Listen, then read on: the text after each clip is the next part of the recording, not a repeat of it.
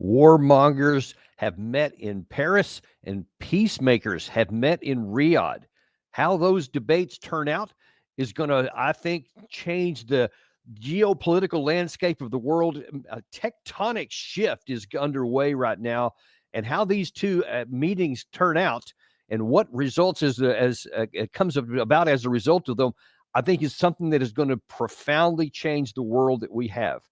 And folks, it ain't going to work out the way some people think. And there's a lot of folks at high levels that are not prepared for the changes that are now being foisted upon them.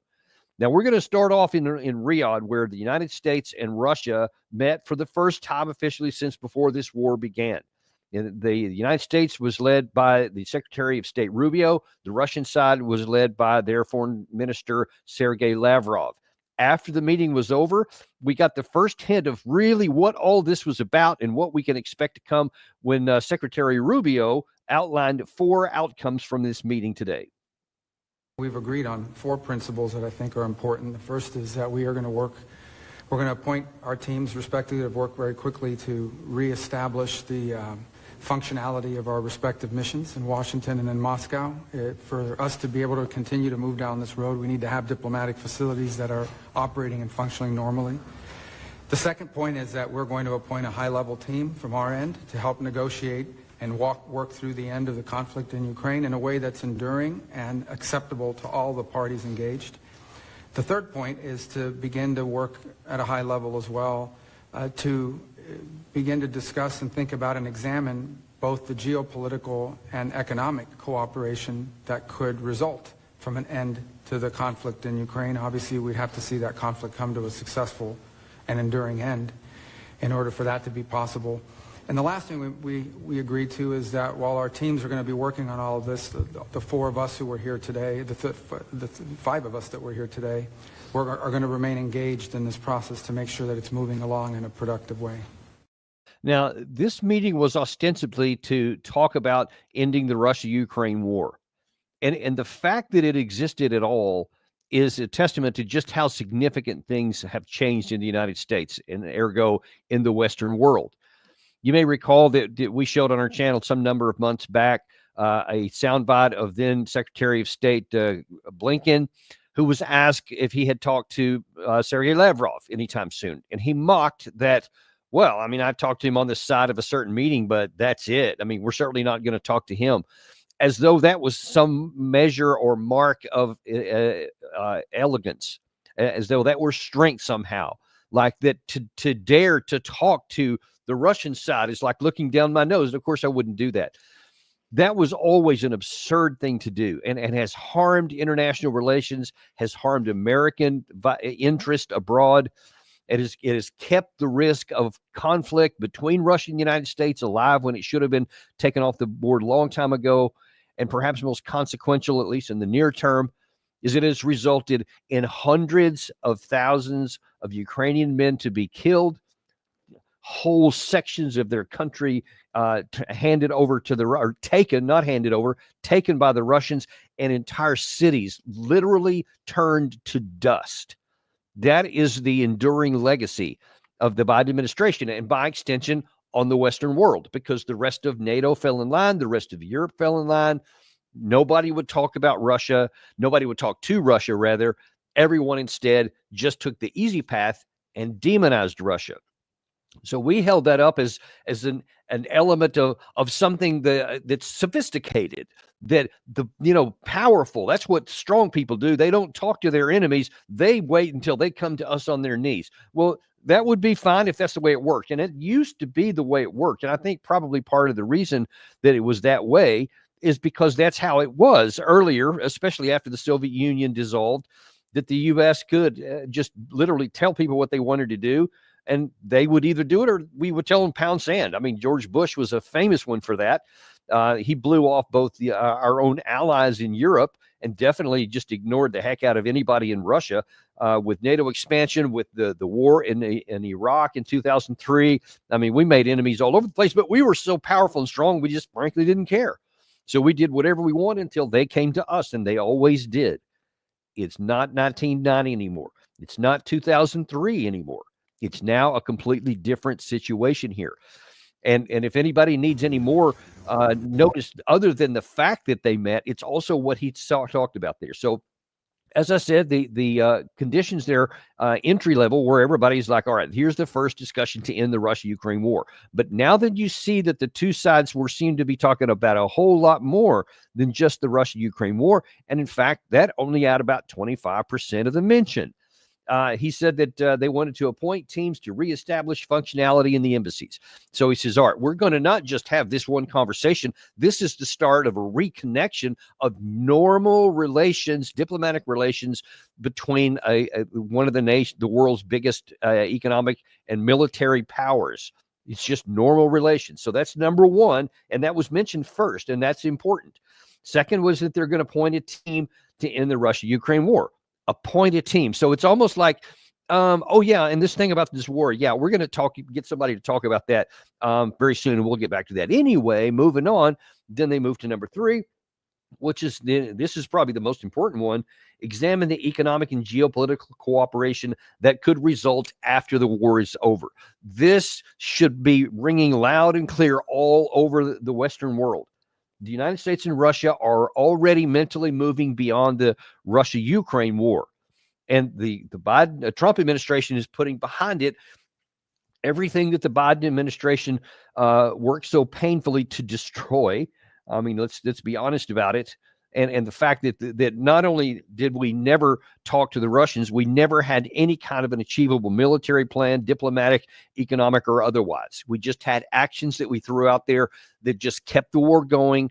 We kept Ukraine having enough weapons to prevent a rapid defeat, but there was never enough weapons that we could have sent that could ever have changed the outcome for Ukraine victory. Some have claimed that, well, Biden just gave things in dribs and drabs, and if he had just given everything all at once, then Ukraine could have won. No. Listen to me. This is so important to understand, because a lot of people claim that. Like, this is a result of the failure of the Biden administration. The loss is not a failure of the Biden administration. It was always ordained. If Biden had done that, let's say that in 2023, instead of giving them the small number of tanks that we gave for the U.S. tanks anyway, and a limited number of other European tanks and whatever, we'd given them hundreds, plural, of the M1 tanks, the Challengers, the AMX-10s from France, the British tanks, the German tanks, all that, like hundreds of them, enough to outfit 7, 8 different armored divisions. And somehow we had managed to actually train up the troops in a way that they could have used them. This is hypothetical, because there would, even if you'd given that ammunition and equipment, their troops would never have been trained enough well to use them. But for the moment, let's say that did succeed. If they started driving Russia physically out and driving them back to their country, we almost certainly would have had nuclear war. Joe Biden knew this, by the way. There is evidence out there in the public realm that they knew that, and that's why they didn't give them enough stuff to take that risk. So Biden didn't want to risk getting into nuclear war. He didn't want to risk getting into war with Russia, but he did want to keep the fighting going to, quote, weaken Russia.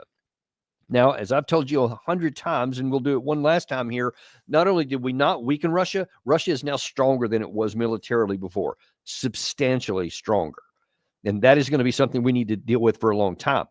But the bottom line is that this absurd path that we had been on was self-destructive for Ukraine, and it was catastrophic for our own interests, because now every Western European country, to include the United States, is now their military capacities are weaker today than they were before, because so much of their infrastructure was handed over to Ukraine to be destroyed on the battlefield. So we're weaker than we are today. We have fewer air defense missiles. We have fewer air defense systems. Some of our strategic reserves and tanks and armored personnel carriers, Bradley fighting vehicles, artillery systems, etc., those things are now much smaller than they were before. Our inventory of artillery ammunition significantly weakened across all of NATO. In the event that we would get into a war somewhere, our own stocks are now insufficient just to meet our defensive needs, let alone actually sustaining a long-term war. So everything that had been done up to this point has been a disaster for the Ukraine and for the United States. So it is long overdue that we have a big change in what's going on. And now it appears that the United States and Russia are going down that path. because the war, even though Russia is stronger, they don't want to fight a war. There's a lot of other things they would prefer to do. And according to their own assessments, they would like to have peace, and they want to have security on their border, and then they want to do business with people around the world. They want to have economic prosperity for their own people, et cetera, and they can do that best in the absence of war fighting. As it turns out, so can we. We benefit from this. Western Europe would benefit from this. Getting this war off the table is good for everybody, with the possible personal exception of the leaders of the Western countries who have supported these bad policies, and definitely for Volodymyr Zelenskyy himself. But for everybody else, and that includes everybody in Ukraine who is alive today, would benefit from this war coming to a rapid and quick close based on the realities on the ground. And it's going to be ugly, folks. There's no good way to put it. I can't put lipstick on this pig. It's going to be ugly. But an ugly end, keeping everybody else alive, is a great thing, and something that we ought to be pursuing aggressively, as it appears that we are. But everybody in the West needs to be sober-minded to understand it's going to be an ugly pig with no lipstick. That's just all there is to it. And yet, that's what we should pursue, because if we don't, something worse could be following. But now, one of the other things that's kind of in the news right now that a lot of people have been talking about both yesterday and today is that, well, we are sidelining Volodymyr Zelenskyy, one of the key guys that's involved in the war. The leader of the two sides that's involved in the war with Russia and Ukraine is not even at the table in Riyadh. What's up with that?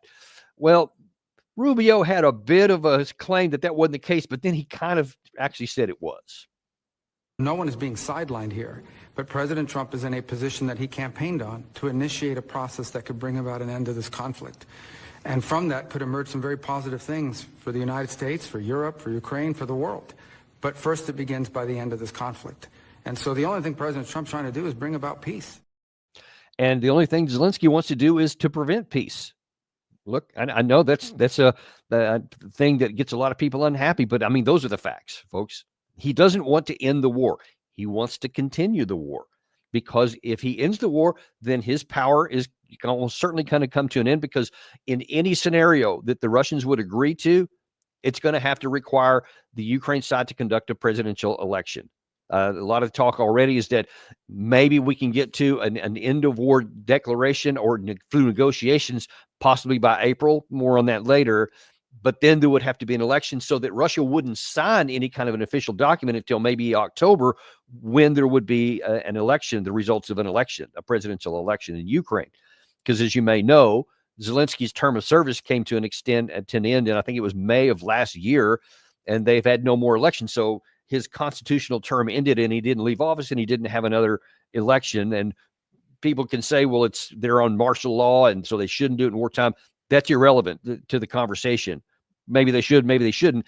They didn't, is the bottom line. And there is legally nothing that's going to say he's obligated, or that anyone subsequent to him would be obligated by anything he would sign, because it would be, obviously very easy to say he was not the legitimate leader at the time. So Russia says, we're not going to do that. We're going to make sure that whoever signs this on the Ukraine side is authorized on their own constitution to do it by their own means. So Russia's like saying, whoever wins, wins. We don't care. It could be Zelenskyy, but it will be somebody who is legally the leader of their country. So that's what they're saying. That's what the United States seems to be agreeing with, because there's lots of talk that they're also saying, yeah, if it's a democracy, and especially if we can get the fighting stopped so that they can fairly conduct an election, yeah, we're for that. We're supposed to be for that, because that is democracy. One person who may not be for that, though, is Volodymyr Zelenskyy. So he was actually in Ankara today in Turkey talking to Erdogan, the leader there, and he was asked in the post-briefing press conference what he thought about not being in Ukraine. Можете обговорювати що завгодно, але не можна приймати рішення без України, як завершити війну в Україні. Ті чи інші умови. І нас не запрошували на цю зустріч, російсько-американську зустріч в Саудівській Аравії. Для нас це було сюрпризом, я думаю, так, як і для багатьох. Я переконаний, для України, для нашого регіону, і для Європи принципово, щоб будь-які перемовини щодо закінчення війни відбувались не за спиною у ключових суб'єктів, яких зачіпають наслідки російської агресії. Мені здається, на сьогодні зрозуміло, що зброєю на полі бою в цій війні не переможе жодна з сторін. Okay, a few things are really important there. Number one is he said that we were surprised that we were not invited to Saudi Arabia for these meetings. Yeah, but was he? Could he have been surprised? I mean, if you've just been reading headlines around the world, forget about if you've been actually reading stories and watching the news, etc. Nobody should have been surprised that Ukraine wasn't invited. The meetings had been set for a long time. The conversations that were in Europe and in these meetings in Munich with all these leaders, it was talked about there that we're going to talk to the Russians. But Trump has been saying for a long time that he's going to talk to the Russians. He had a conversation already for a long time that he's talked to the Russians, that he was going to set up the meetings that would eventually lead to Putin and Trump themselves to be able to meet, etc. Everybody knew that was going to happen. Everybody knew that Zelenskyy was not on the invite list. And in fact, it was a big sore point during the meetings in Munich. We've shown you in some of our previous episodes some of the moderator questions to General Kellogg saying, wait, so you're saying that you're going to have a meeting in Saudi Arabia and Europe's not going to be there and Zelensky's not going to be there? And he said, that's correct. He goes, so Ukraine will be involved, but there's only going to be two protagonists. So he point blank said before he left Munich, Kellogg's did, that there would only be two people talking in Riyadh. So now then, how can you have today Zelenskyy claiming, well, we're as surprised by this as anyone? That's obviously untrue. It's just point blank untrue. So that's one strike against him already. Then he says, none of this stuff can be done behind the backs of the people who are there, meaning Europe and Zelenskyy.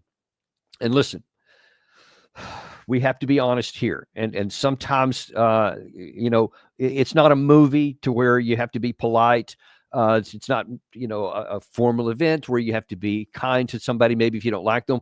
When you're talking about life and death, when you're talking about the potential for things escalating into the point to where there could potentially be a nuclear war, that's not the time for politeness. That's the time for frankness and forthrightness.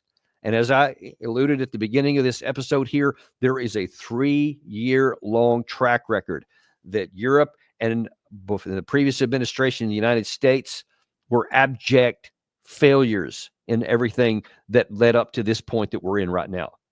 All of these losses that Ukraine has had on the battlefield were all predictable. They were all, I called virtually every one of them, and it's no great benefit to me, nothing special. I'm just willing to look at the balance of power between the two sides, at the military fundamentals that are involved on the actual battlefield, etc. It's easy. It was easy to call. And yet, all of these senior people, all of these heads of state of NATO who met in Paris under this big emergency meeting that they had yesterday, all these people were the culprits.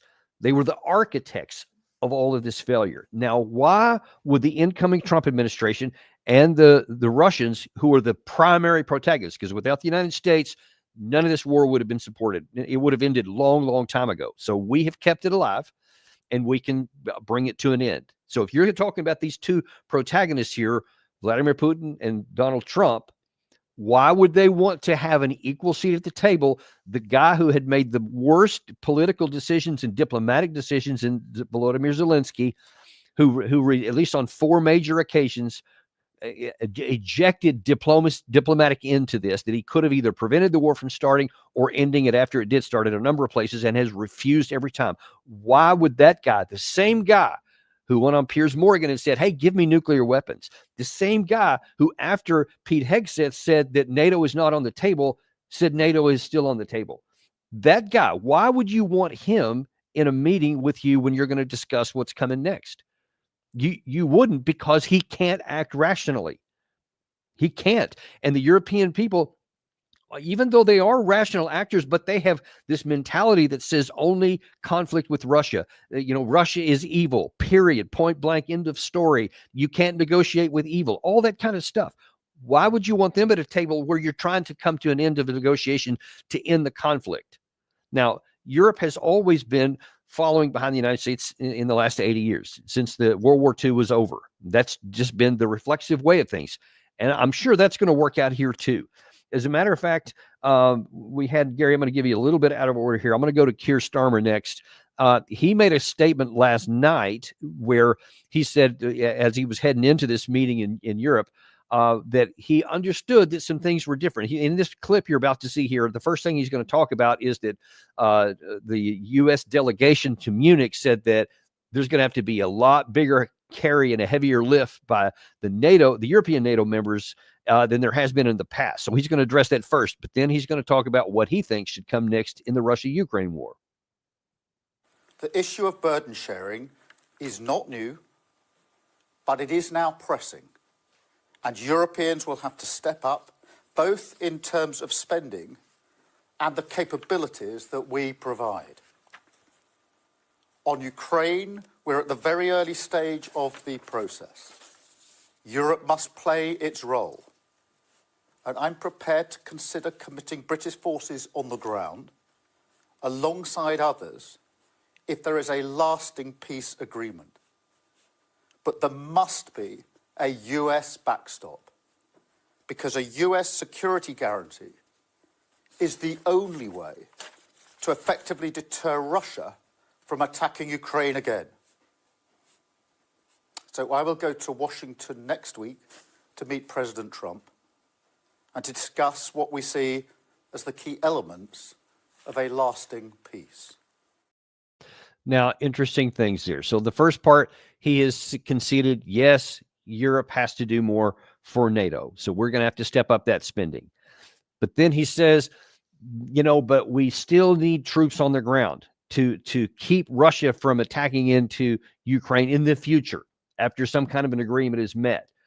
So they're still thinking that Russia only in the always evil, always trying to be Hitler, trying to go to, to the Paris or something like that, driving all the way across Europe, all this nonsense that's been said from the beginning. It's never been true, but they keep saying it. He's still kind of in that mindset. But you see, it's changing. You see there's a shift, because he said, yes, I'm willing to consider, not that he declared, using British troops. And then he also said, but even if we do that, none of this stuff is going to work unless we have security guarantees from the United States for Ukraine. And I think it's pretty clear there's not going to be any. There will be no security guarantees from the United States for Ukraine.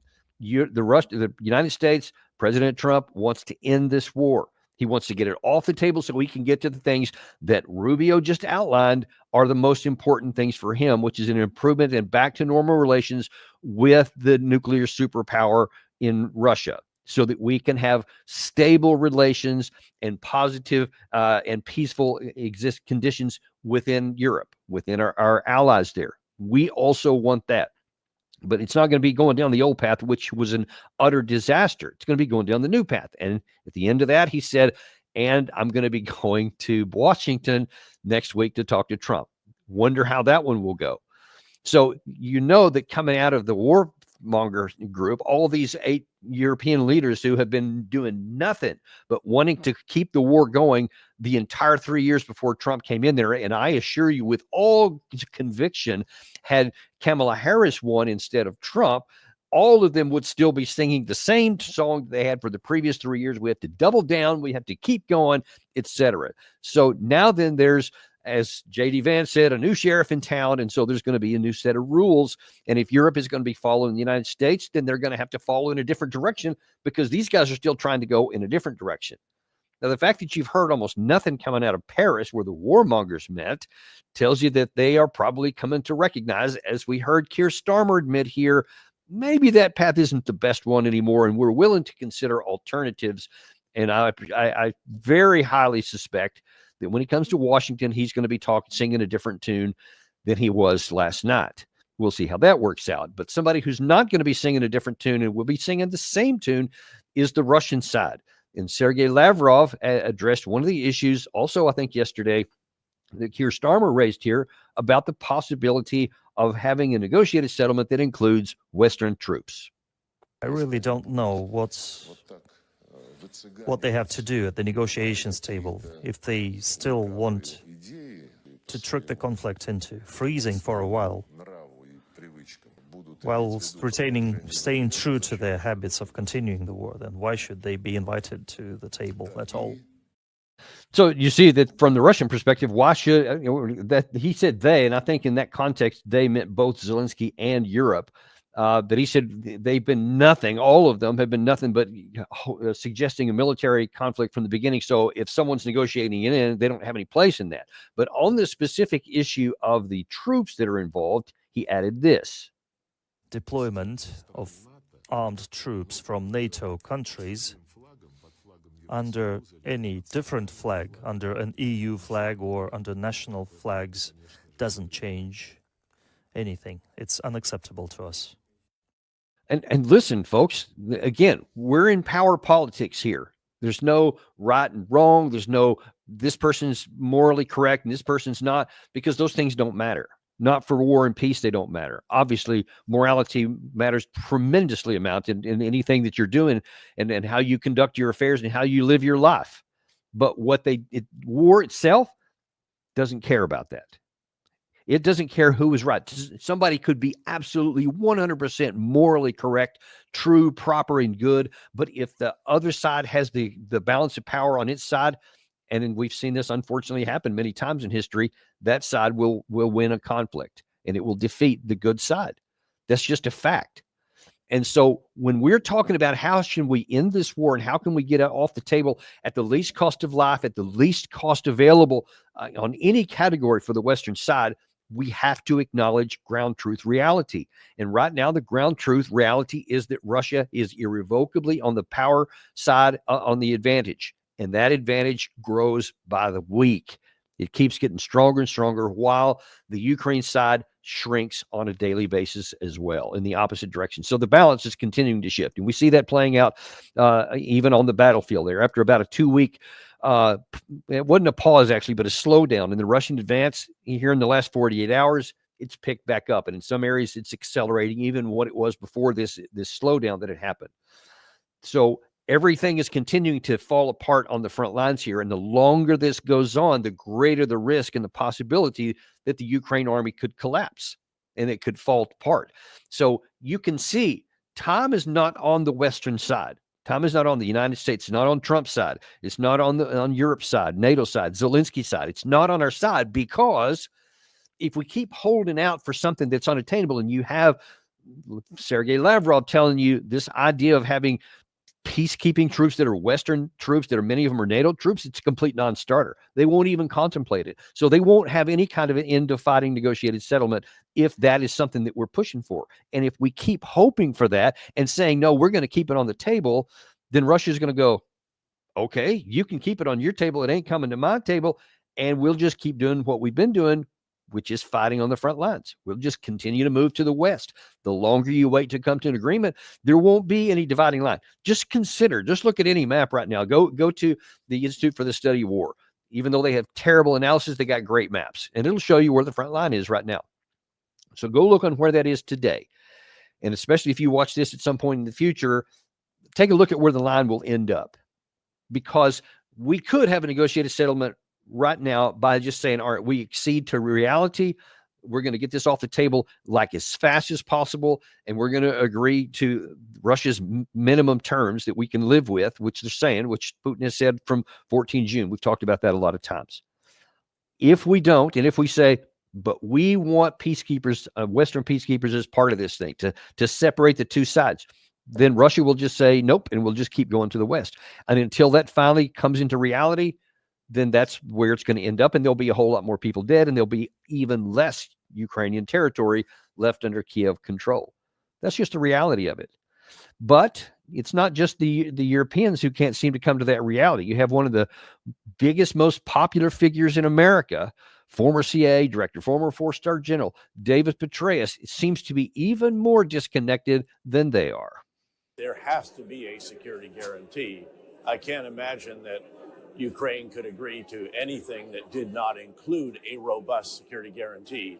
The question is, what could be in it? Just beyond a military response, could it include, for example, automatic seizure of the $300 billion of Russian assets sitting in European banks? Could it include an automatic path to NATO membership for Ukraine. All of this in addition to whatever the military action might be taken by probably a coalition of the willing. In an ideal world, it would be a NATO operation led by an American 3-star, let's say, with a core headquarters that is then built into a NATO coalition headquarters with lots of European and U.S. assets. That is just stunning to me, that you have this former 4-star general, somebody that we once thought was so smart, we put him at the head of the CIA, actually is saying now, not just that there should be some non-aligned Western troops or even from some third party outside of Europe, possibly. Russia wouldn't go for that, but you could say, well, but they're not going to be for either side, et cetera.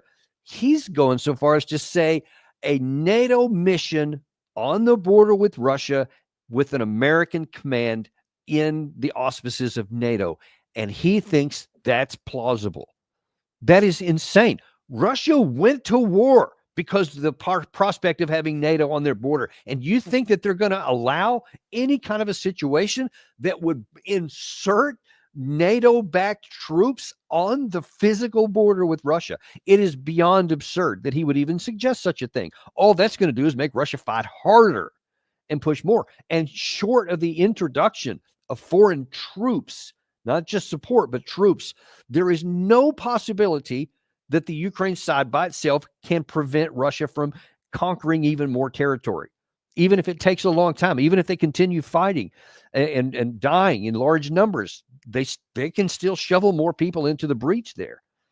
But who's that going to benefit? All that will do, folks, is increase the cost of this war for the Ukraine side. It will increase the cost to lose. The war has been concluded in terms of its outcome. We know it. Russia won. Ukraine side, backed by NATO, lost. It's abhorrent to say, and I get it. I don't even like to say it. I feel some embarrassment myself and some shame from it because I was served in the United States Army. I served in Europe, so I was part of NATO forces, and it's embarrassing to me, and it's a mark of shame that this once powerful and brilliant military organization that used to be filled with a lot of wise people who made good decisions that kept us safe has descended to the point now where they can't even see basic reality. And of course, this extends all across the Western thinking. There's actually a piece, let me show you real quick, in the Kiev Post today that's written, says, opinion present at the destruction. And as you read this, he says, Trump is destroying the foundations of unprecedented peace, security, and prosperity the United States essentially built 80 years ago and has enjoyed ever since. And folks, listen, that mentality is part of the problem here, because these folks, they can't see that it's not 80 years ago. Even when I'm talking about when I was serving in NATO during the Cold War, before the USSR fell, that's how far back I go. I started in 1985, the first time I was in a NATO organization in the European continent, for fighting for serving in the U.S. Army. We were fighting then, and that's when it was preserving the peace. It was doing really good work, and it had been since 1949. It had kept the peace. And this guy's thinking, though, it's still 1949. These viewpoints of people say, yeah, what was done for the last 80 years should go on for another 80 years. That's what they think, even though, and here's where they have their fatal flaw, they can't get that it's not 1949 anymore. That we just finished a catastrophic global war where 60 million people were killed, and vast portions of Europe were just laid to waste and just destroyed, and that the Western countries that emerged out of it were badly weakened. They had lost millions of their men, so that their human capital was badly damaged, and it would take a generation or two to build back up, etc. That's not the world we have today, folks. So why should you have a security architecture today that mirrors what existed in 1949 when the conditions today are radically different? Now then, you have a whole Europe. You have rich cities. I've spent a lot of time in Europe. Love going there. It's a very modern place, great culture, wonderful food. It's a great place to go. They can afford there's nothing that's worse in Europe that's better in the United States. I've been around here too. And in some cases, you can even argue that they're more modern and better, certain things in Europe than there is here. But in any case, they can afford the same things that we can. And if they think their security is at risk, then they can take the appropriate measures to have the security forces that they need. But see, these people think, no, we need to keep NATO just like it was 80 years ago forever. And so they can't undo that. But David Petraeus, it's fatal. He can't get out of his mindset that it's not 1949 anymore, or not even 1985 anymore. But it is. It is past that. And now then there's new realities, and we need to acknowledge that. So we have to move forward into something else. Now, I've showed you at the outset of this what the U.S. side said after the meeting with Russia. Let me show you what the Russian side said, because there's some things to be optimistic about here, and some real possibilities that things could get better if I can find that. All right, I'm going to have to do something different. Sorry about that for the minute, folks. Let's see. I think it's this one right here. There we go. So let me pull that back up. I truly apologize. I thought I had it all set up. But this is good, because this shows that Russia is also saying, hey, we're ready to do some good things here too, because they want the war to end. These are some of the comments. This is RIA Novosti, by the way. This is converted into English on Google Translate, just so you know. You can do that if you want on your own. It says this is what the delegation said. And some of the key things here are that the delegations were engaged. This is from the Russian viewpoint afterwards. This is what they published. The delegations were engaged in establishing relations between the two countries. This was, quote, quite successful. So they're already coming out of there saying this is successful. And what you're going to see here, by the way, is not that Russia's secretly trying to set the stage, as was claimed in Munich last week, like it's 1938 Munich, that they're just trying to get rid of Ukraine so that they can come crashing down on everybody else in Europe. That's ridiculous, and it's absurd, because the Russians are saying that's not what we want. We don't even want that. That's not even aspiration. As it was for Hitler, by the way, in 1938, he had aspirations on the rest of the continent, and everybody knew it. That is not the case here, and the things that Russia's coming out saying prove that, or at least give evidence of that. I guess it's a better way to say it. The negotiations felt full determination, concrete determination to promote relations between the countries in an active way. So what you're going to see written through many of these things here is basically all four of the points that Secretary Rubio said. So you have, coming out of this meeting, both sides saying basically the same thing. We want to improve relations with each other. We want to see peace brought to Ukraine, and we want the war to come to an end so that we can get back to, having relations that can make everything better for all the different parties. And one of the key things I thought that it's important to point out here, because it was something that was mentioned before, and that was, I'm sorry, that's the American side that was saying here. See, this and this is again was something echoed by Rubio. We agreed that we will take into account each other's interests, but at the same time promote bilateral relations. Both Moscow and Washington are interested in this, said the presidential aide. They also said that, which we saw Sergei Lavrov say there a second ago, they reiterated here, and this is really important. Russian representatives told the American delegations that it was unacceptable for Moscow to have NATO troops in Ukraine, even if they were under the auspices of a European Union with foreign or other national flags. So the Ukraine, or the Russian side, reiterated, among all the positive things they said, they reiterated that there's not going to be any kind of troops in here, because that's not something that's useful and something they simply won't tolerate. If we press down that road, then the war will continue on. So I want to leave you with this understanding here that is so important for everybody to understand. If these delegations move quickly, that the current line of contact or something close to it can be where the war comes to an end, or more appropriately, the four administrative borders of the four oblasts: Luhansk, Donetsk, Zaporizhia, and Kherson. That's the minimum that Russia will even talking about. And there's many voices in Russia, by the way, which frankly hope these negotiations don't succeed, because they want any kind of excuse to keep fighting. There is a definite hardline view in Russia right now. And you need to understand this too, that does not want a peace to happen here. They don't want Putin to be successful here, because they want to be, quote, forced into continuing to take on the ground what they want for their national security. And they're willing, and they are definitely able to do it. We definitely should not put them in a position to have to prove that. It is in America's vital national interest.